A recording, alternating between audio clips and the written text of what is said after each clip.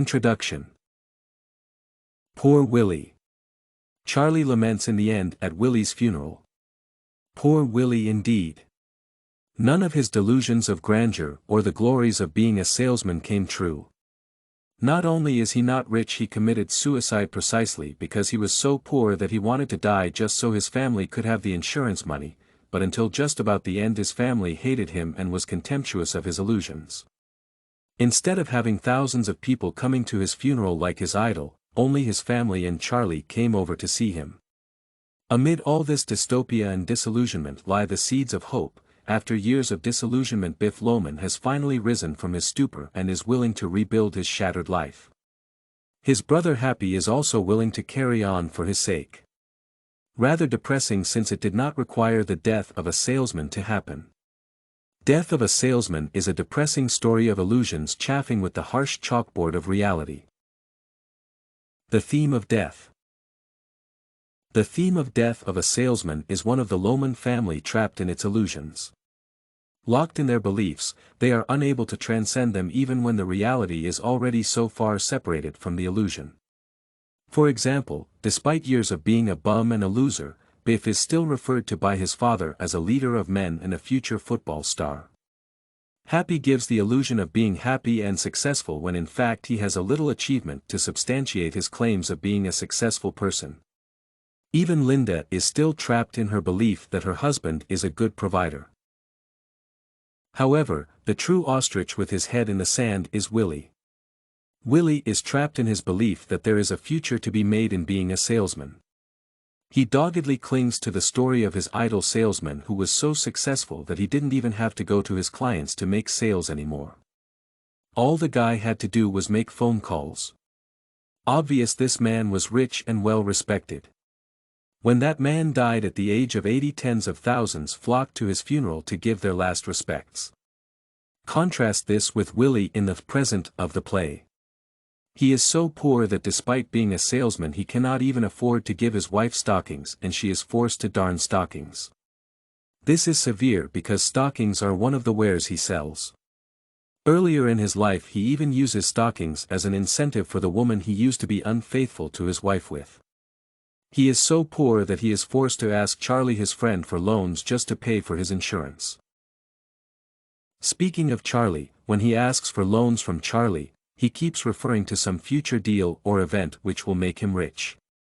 When he talks to Charlie he speaks as if he is at the top of his game and that his prospects are gleaming more than ever. This is a disconnect with reality since he has no worthwhile prospects. His efforts have been so dry and fruitless that he has even stopped going to some of the places where he used to ply his trade because no one buys anything from him there. He still thinks he is the successful up-and-coming salesman from his children's high school days, a good provider, a successful father, and sharp enough to have a mistress on the side, well on the way to becoming like his idol. The reality is that he is a decrepit old man with no future and is forced to live a life of penury because of his past failures. His only saving grace is that after decades of paying for it, he finally owns his house and his wife continues to love him and supports him, for reasons known only to her. The end of the post-war boom. While the depressing theme can be pressed hard upon Willie and by extension his unfortunate sons, the theme is also a commentary on the American dream as it existed at the time. Death of a Salesman was set toward the end of the post-war boom of the late 40s. Consumerism was at its height at the end of the war. People were buying up stuff and trying to live a good life to forget the nightmares they endured during the war. However, this had to come to an end eventually. Willie is obviously on the short end of that stick. People no longer have the ravenous appetite they once had for the goods he peddled, and he is so locked into the old program that he could not stake out new selling territory or try and make a new source of income. He was destroyed by the ravages of free enterprise and democracy because other people were younger and more vigorous than he was soon taking over. The trap of his illusions and dreams is so strong that even his son Happy is infected with it. Happy days at his funeral that his father did not die in vain, that he had a good dream, the only dream a man can have, to come out number one man. He fought it out here, and this where I'm gonna win it for him. In other words, he is going to live a life just like his father, chasing an illusory ideal that does not and cannot exist. Happy is doomed to this dire fate, but Biff is not.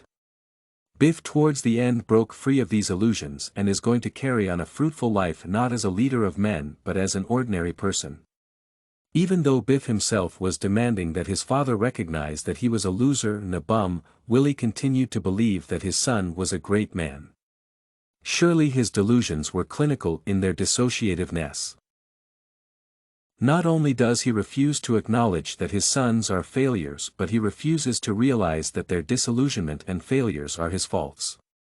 After all, how can recognize his failure in raising them if he cannot recognize them as failures? The root cause of their failure was when Willie Loman was discovered by Biff cheating on his wife.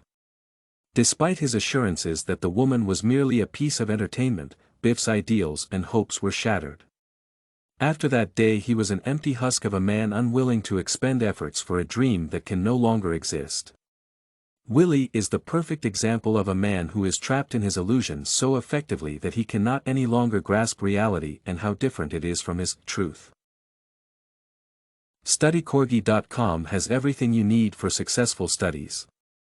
Writing tools, informative articles, and essay samples. Come check it out.